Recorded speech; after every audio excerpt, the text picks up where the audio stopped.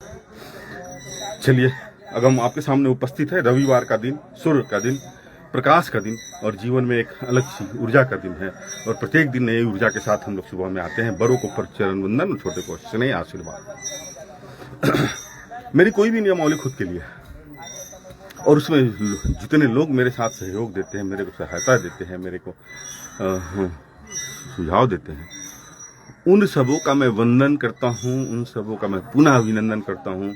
और हमारे परिवार में, सुबह के परिवार में कुछ भाई, बड़े भाई, छोटे भाई जो भी हैं, उन सबों के कारण ही मैं अपने आप को इतना मजबूती से अपनी जीवन शैली को सही दिशा देकर चलता हूँ।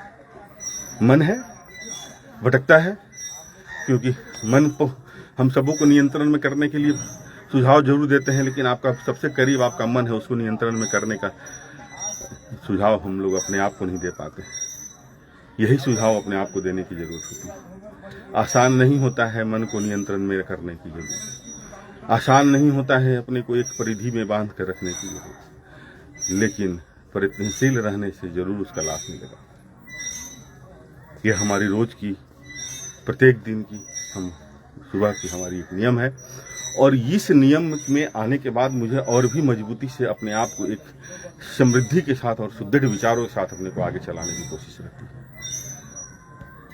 आज हमारे पूरे परिवार के यहाँ पर लोग सदस्य कुछ नए, कुछ पुराने, लेकिन जैसे ही हम ग्रुप में आते हैं, जैसे परिवार में आते हैं, वो लोग हम अपने ही हो जाते हैं। और हमेशा हमेशा देखिए कितनी सद्भावना और कितनी स्नेहात्मक यहाँ पर जीवन शैली है। हर दूसरे के प्रति, एक दूसरे के प्रति हमेशा स्नेहात्मक रहने की कोशिश है। और ये ही संबंध जो है अपनी जीवन शैली को। जय श्री राम शंभू सर, जय श्री राम, जय श्री राम मंटू भैया, जय श्री राम, जय श्री राम। सबसे पहले मैं आज अपने गुरुदेव का अभिनंदन और वंदन। जय श्री राम। आपका आना और यहाँ पर चार चंद लगना गजब की खूबसूरती, गजब की, और बहुत कुछ सीखने का मौका मिला। सुबह हम लोग घुसते ही आपकी चर्चा चला रहे थे कि पंडित सर को सुबह बुलाएंगे हम लोग और उनसे कुछ सीखेंगे, कुछ करेंगे, क्योंकि जीवन में हर व्यक्ति कहीं ना कहीं गुरु होता है और मैं आपको पहले ही से गुरु मान चुका हूँ। चलो, जय श्री राम सर, जय श्री राम। अभिषेक भैया शिमला का आनंद लेके और बहुत ही चमकते हुए, दमकते हुए अंदाज में बाहर रहते हैं, तो मैं अपनी उपस्थिति दर्ज कराता हूँ, टनटनाता रहता हूँ, मैं हूँ, इधर उधर मत भटको। और हमारे शंभू सर सबसे खूबसूरत अभिनंदन। और यहाँ अरविंद भैया,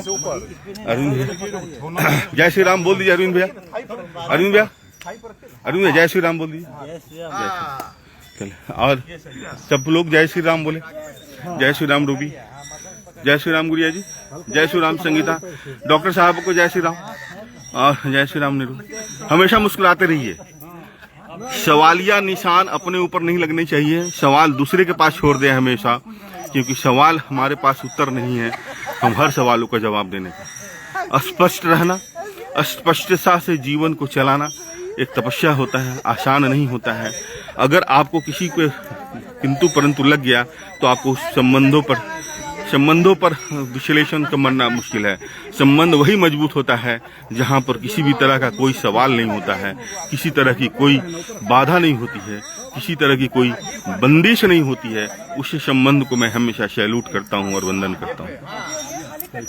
और हमेशा खुशी के साथ हमेशा अपने जीवन को चलाने की कोशिश करें, हमेशा मस्त रहने की आदत डालें, हमेशा खुश रहें, और जो भी है यह नियम अपने लिए बनाने की कोशिश करें। कवि सर भी हमारे साथ जुड़ चुके हैं और कवि सर को भी एक जीवन शैली का एक मैं अलग से अनुभूति देता हूँ।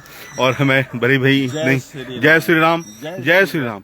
कवि सर, हम लोग 10 दिन से हम लोग मिले हैं कवि सर से, लेकिन अब समझ में आया कवि सर के बहुत विस्तृत और बहुत बृहत समाज और संबंध लेके मैं चलता हूँ।